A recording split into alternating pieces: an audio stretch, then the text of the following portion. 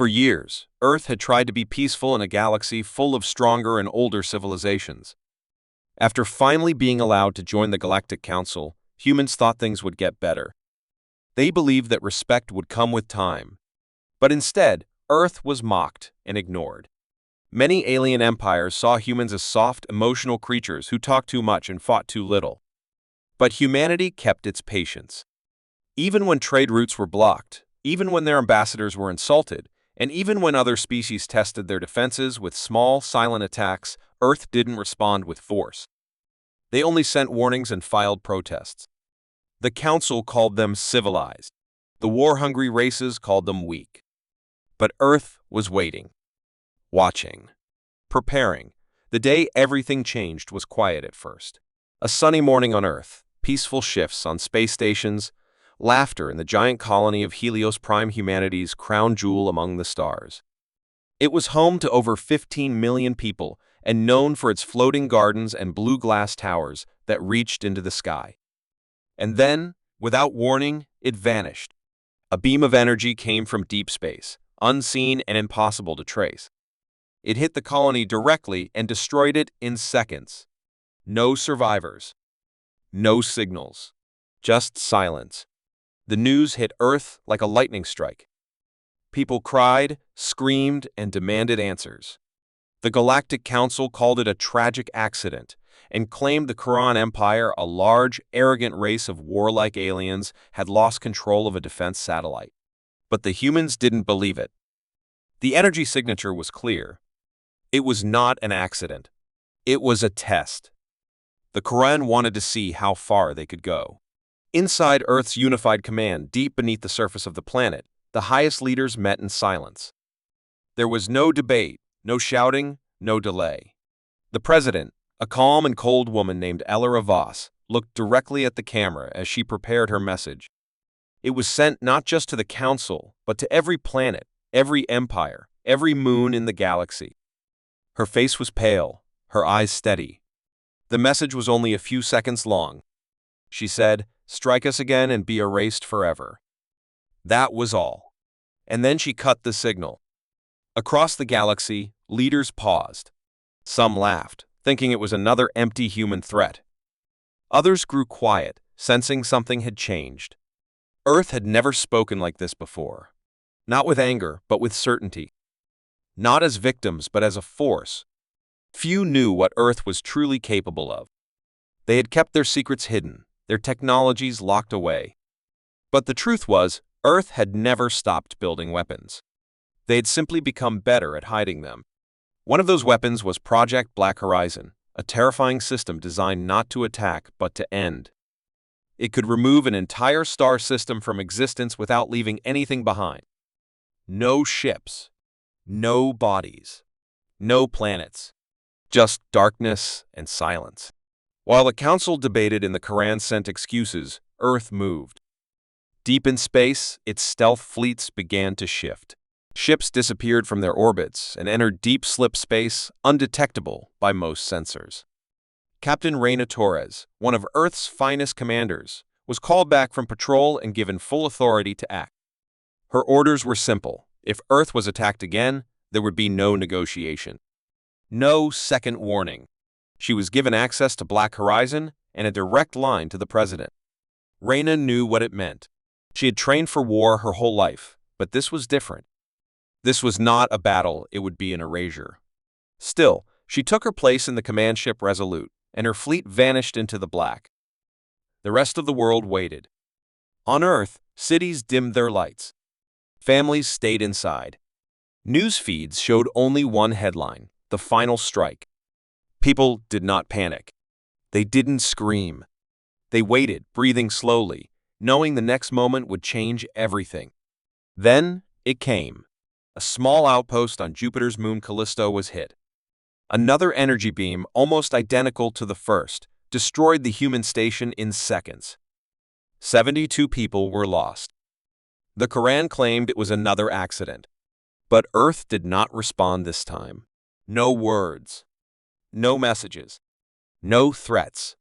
In space, Captain Reina opened the sealed order. The code was verified.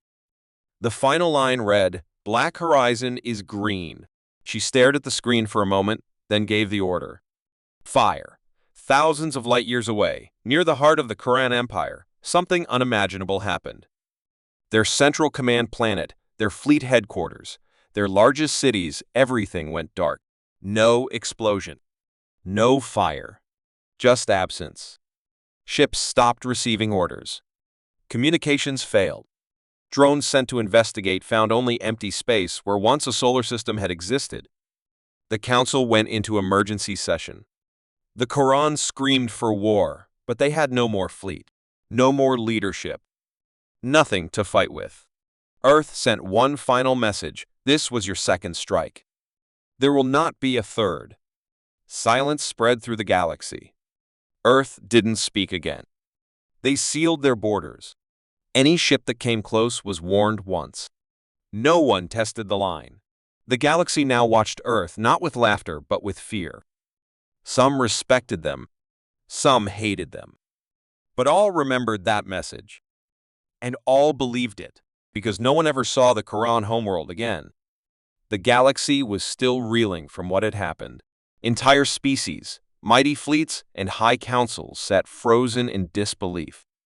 The Quran Empire's heart had been wiped away like a word erased from sand. No fire, no ruins, just a quiet emptiness that chilled every living being across the stars. Earth hadn't replied to calls. They hadn't explained. They hadn't celebrated. That silence was even more terrifying than the strike itself. And deep inside Earth's own command center, where red lights no longer blinked and war maps had gone black, one name began to echo behind locked doors: Project Black Horizon. Only a few people on the entire planet knew what it truly was. Not even the Council's spies had learned its full details. Many had assumed Earth's technology was still years behind the older races, relying on brute force and clever tricks. But Black Horizon was not a weapon of war.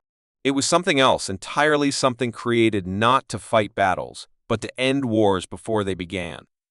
Captain Reina Torres stood alone in her quarters aboard the Resolute, the same ship that had carried the first strike into Quran space. She hadn't slept in days, not since giving the final command that erased the Quran capital. She had expected to feel powerful or victorious. But instead, there was only a deep weight in her chest. She had followed orders, protected her people, and done what was necessary, but the silence that followed the strike haunted her. The void where an empire once stood wasn't just a tactical victory. It was a warning to all life, and Reina wasn't sure if humanity could carry such a burden forever. Still, orders were orders, and now she had new ones. Earth Command had instructed her to lead a second mission, not of destruction, but of demonstration. She was to deliver Earth's terms to the remaining Quran worlds, not through threats or promises, but by showing them what Black Horizon could do. In the dark control room of the ship, engineers and officers worked quietly. They didn't joke or smile. They spoke in hushed voices, as if afraid their words might trigger something. The core of Black Horizon had never been fully seen by anyone outside a small circle of engineers and scientists. It was stored deep in the ship's reinforced sections, sealed behind layers of quantum locks. Even Reina herself needed 3 different codes to access the chamber. But today, for the first time, she would see it. She walked down the silent hallway, past guards who stood motionless, and finally entered the chamber where Black Horizon's core waited. It wasn't large or glowing or filled with energy like in old stories. It looked almost simple, a polished black sphere, floating in a field of stasis, humming with something that couldn't be measured. The scientists called it the Singularity Engine, but Reina had heard a different name whispered behind closed doors: the Silence Maker. The weapon worked by folding space around a target area, collapsing matter and energy into nothingness, no time, no space, no trace. It was cleaner than any bomb, faster than any fleet, and impossible to block. Once locked, the target simply stopped existing. The core didn't need fuel, and it couldn't be hacked. It was tied to Earth's quantum signature, and only someone with Reina's command key could trigger it. That was the terrifying part. It couldn't be stolen or used against them. Earth had created something that could only serve one master. And that master had just used it for the first time. Outside the ship, the The stars moved slowly as the Resolute entered a neutral zone between Kuran space and Council territory. The mission was clear: send a signal to the remaining Kuran commanders and deliver Earth's ultimatum personally. They were to see Earth's face, hear Earth's voice, and decide whether to surrender or vanish. No middle path remained. Reyna prepared the message as her ship hovered in the black void. A Council drone had been allowed to observe, broadcasting everything in real time. The galaxy was watching again. And this time, Earth would show them what happened when patience ran out. The message was simple. Reyna stood in front of the camera, her uniform crisp, her eyes cold. She said to the Kuran Empire, "And any who believe Earth is weak, we do not seek war, but we will not suffer another strike. You know what we can do. You have seen the result. There will be no warning next time. There will be no survivors."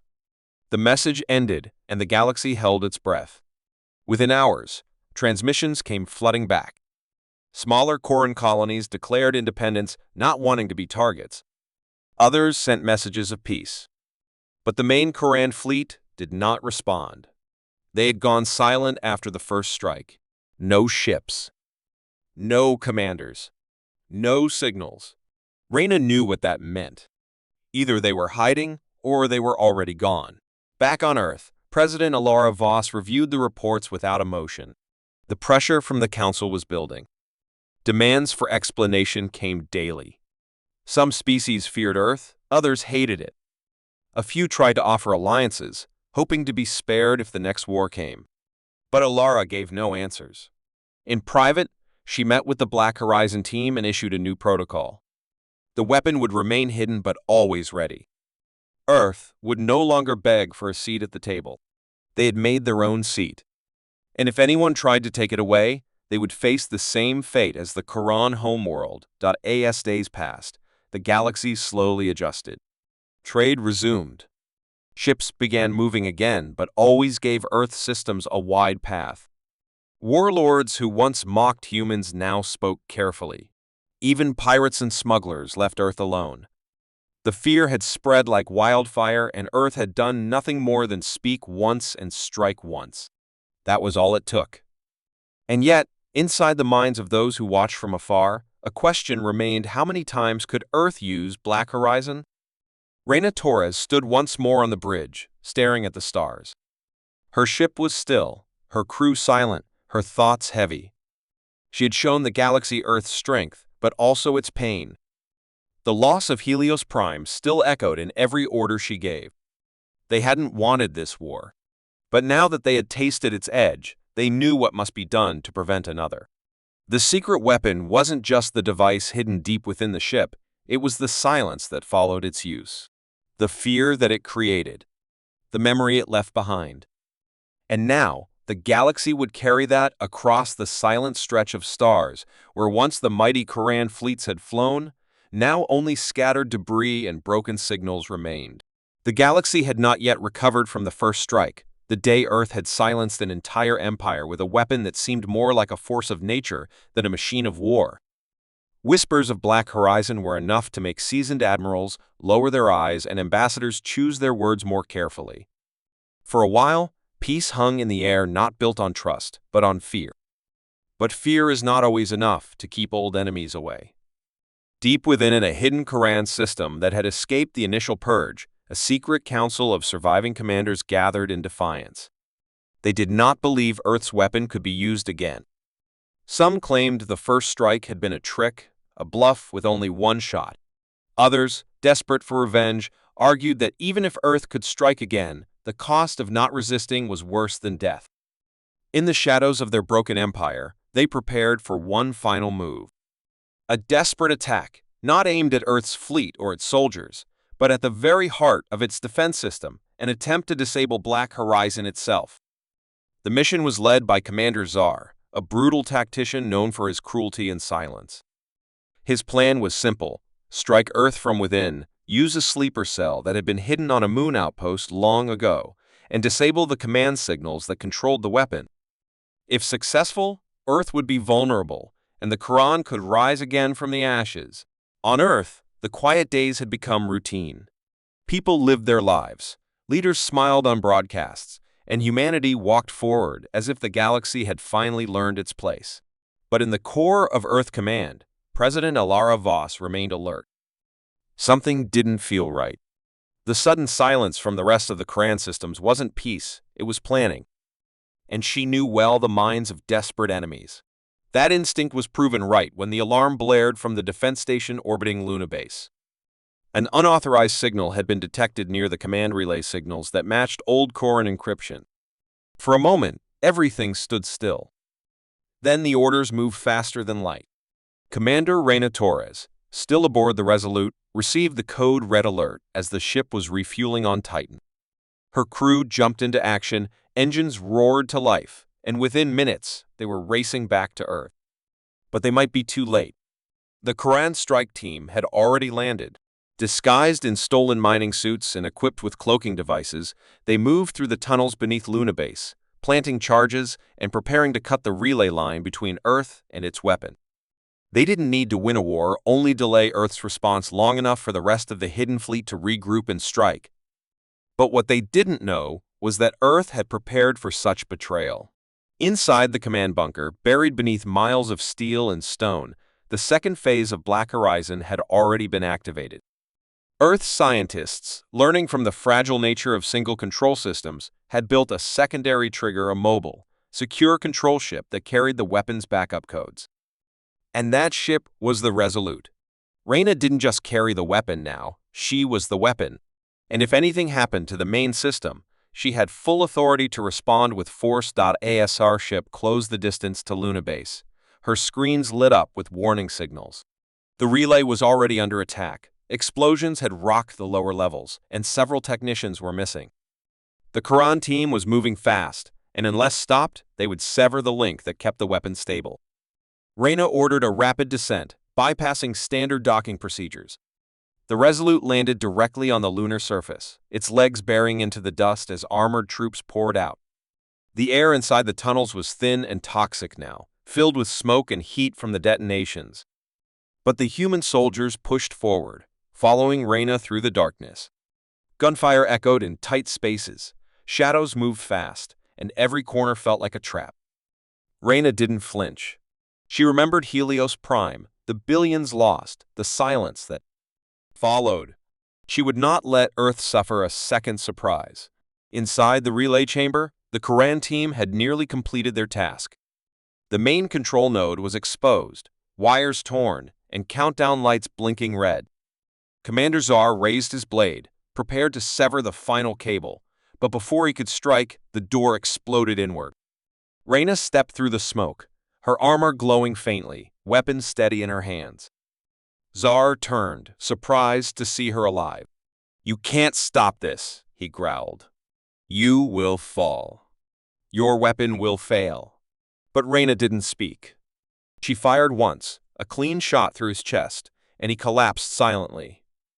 The rest of the Karan squad fought, but they were tired, cornered, and outmatched.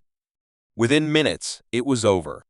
The relay was saved, Earth was still connected, and Black Horizon remained armed. But Reina knew this was not the end.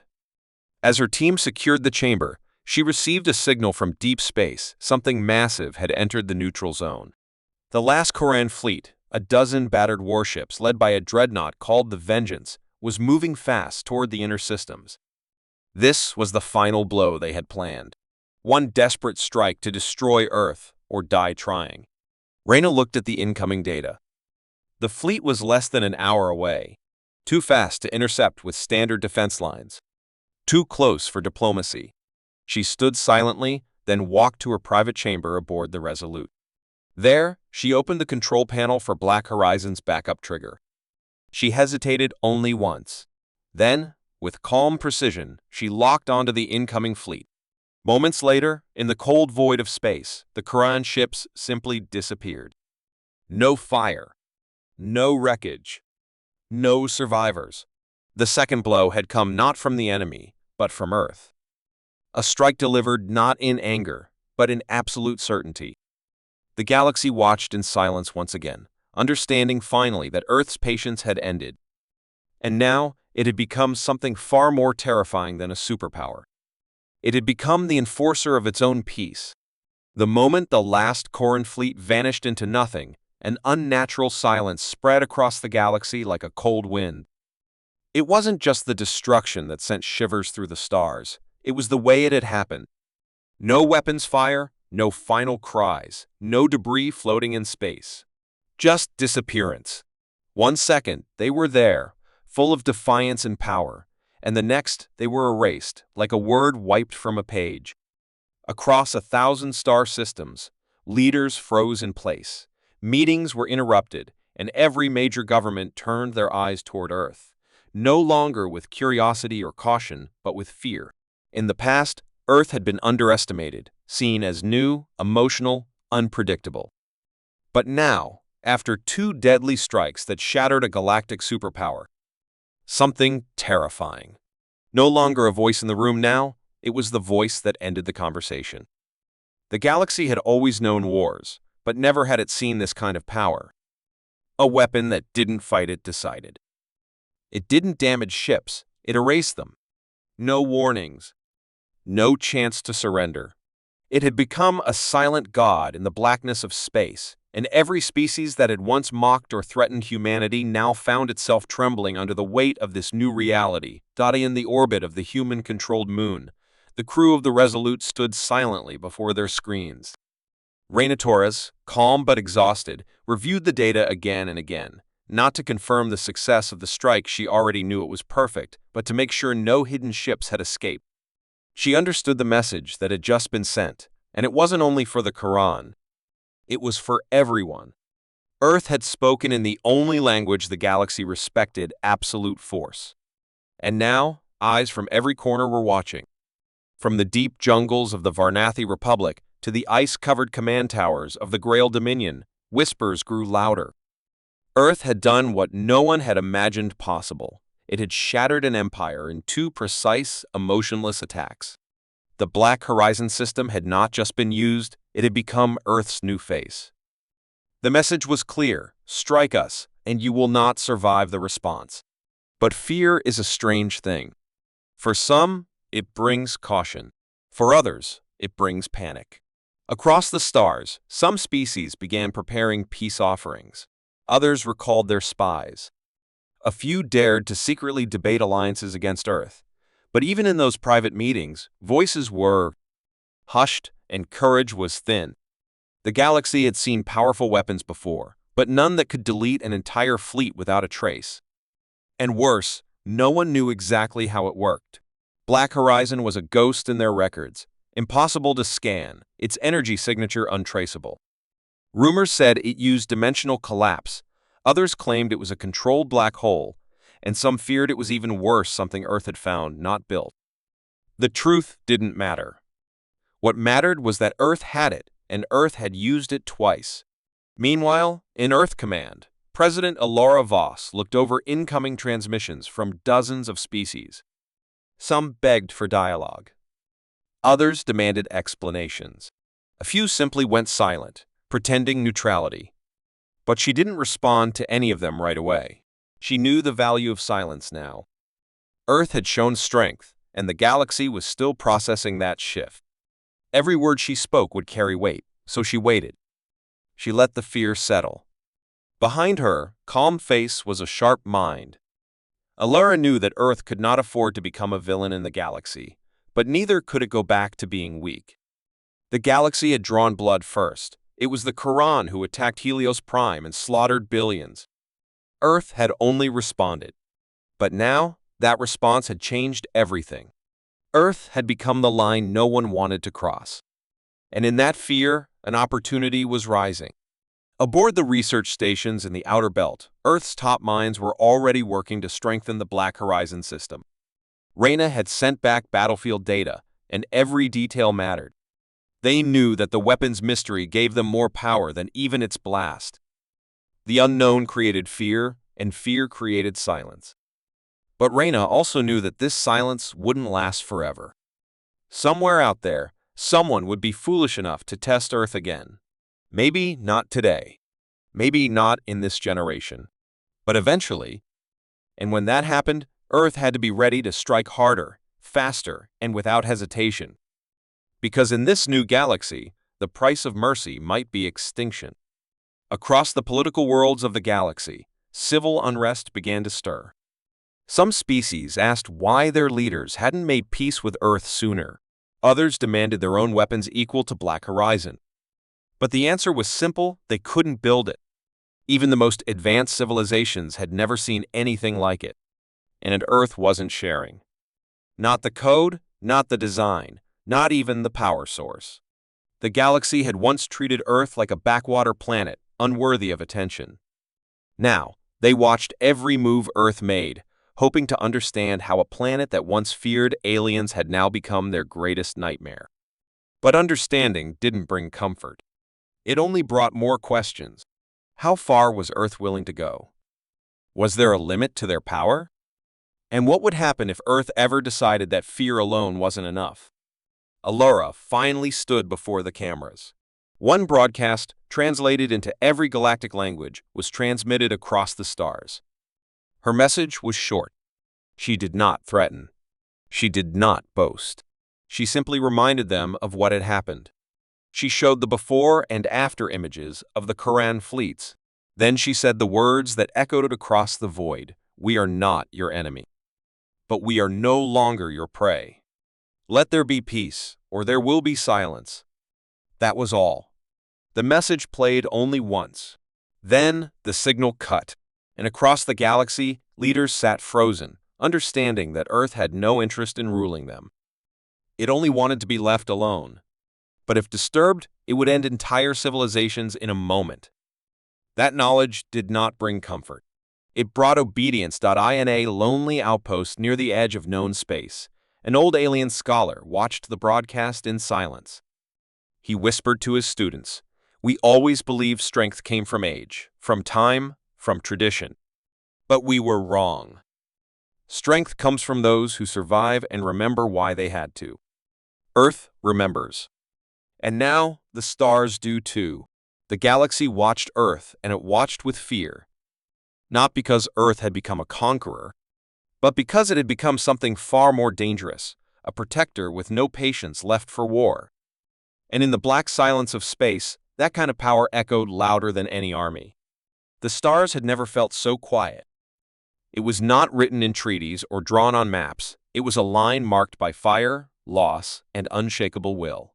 A boundary no one dared to cross again.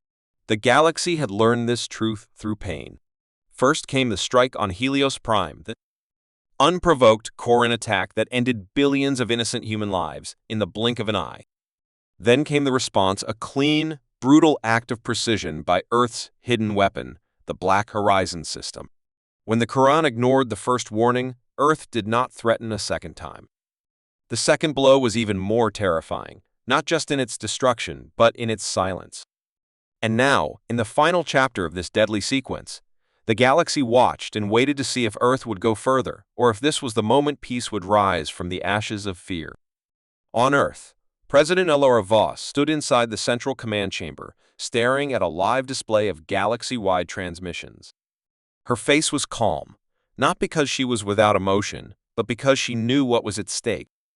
The human line was not only a message to alien powers, it was a promise to humanity itself. Never again would they wait for mercy, never again would they beg for safety, and never again would their survival depend on the kindness of others. If someone crossed that line, they would be erased. Not because Earth wanted war, but because it had finally learned what it meant to exist in a galaxy where only power guaranteed peace. Reina Torres, the commander of the Resolute, watched from orbit as Earth prepared its final message, not one of destruction, but of clarity. She had seen the worst of what war could bring, had lost friends and comrades in the flames of Helios Prime, and yet, even now, she hoped for a different future. But she also knew hope meant nothing without defense. The human line was not about revenge, it was about survival. And as she reviewed reports from distant colonies and starships stationed near the outer borders, she noticed something she hadn't expected: respect. For the first time in recorded history, humans were not being watched as newcomers or savages, they were being watched as equals, perhaps even more.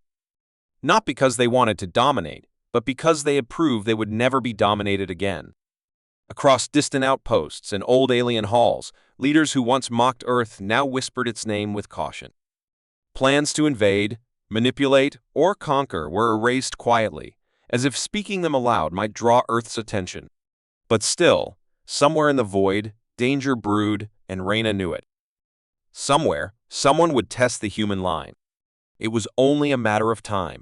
And then, it happened. A rogue faction of the Exarn Syndicate, ignoring their own High Council's warnings, sent a stealth fleet toward the human research base on Iran Delta. It was not a full invasion, more like a test, a calculated probe meant to see how far Earth would really go. But even a test, when done at the edge of the human line, was a dangerous gamble. The base had no warships, only scientists and engineers, working to understand new energy fields discovered near the planet's surface. When the alert came through, it was already too late for diplomacy. Earth's satellites picked up the incoming fleet, and without hesitation, the system activated. From a station hidden in the shadows of a dead moon, the Black Horizon fired once more, not in anger, but in defense. The Exarn fleet vanished before they even reached orbit. The message was instant and final: no one crosses the line. Not without consequences. And in that moment, Earth didn't just defend a base, it defended an idea. That its people, no matter where they were, no matter what they were doing, would never again be left helpless. The galaxy reacted in panic at first, then silence.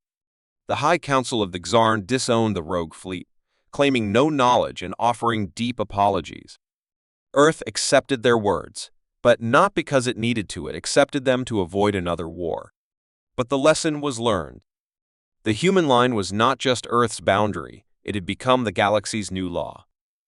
If peace was to exist, it would be because Earth allowed it, not because others enforced it. But in the hearts of humanity, this power did not bring arrogance. It brought responsibility. Earth's leaders knew they had created something terrible, something beautiful, something unstoppable. And they knew it must only be used when all other options had failed. The line existed not to expand Earth's empire, but to protect its people. And that is what made it so dangerous. It was not made from hate. It was made from pain, and pain remembered never forgets. In the final broadcast following the Xarn incident, President Ella Ravos stood before the stars one last time. Her voice was firm but tired, not because she lacked strength, but because she carried the weight of every soul lost before the human line was born. She spoke not just to aliens, but to humanity itself, reminding them that power without control becomes terror, and control without purpose becomes tyranny. She told the galaxy that Earth would never strike first, but it would always strike last. The human line was not drawn to divide worlds, it was drawn to prevent the darkness from swallowing them all. And as her words faded into the void, no reply came. There was no need. The galaxy had heard. The line was there. It was silent, invisible, and final. Reyna stood at the edge of her ship's command deck, watching Earth slowly turn below. A blue and green world, small in the vast darkness, but now larger than ever in meaning. Behind her, officers worked quietly, with discipline and pride. They knew what they had become, guardians of a world that had once been weak, now unbreakable. And somewhere, in the quiet of space, other civilizations changed their course, changed their thinking, changed their hearts, because they had seen what happens when humanity is pushed too far. And they had seen the power of a people who draw a line not for conquest, but for survival. That was the human line, and it would never be crossed again.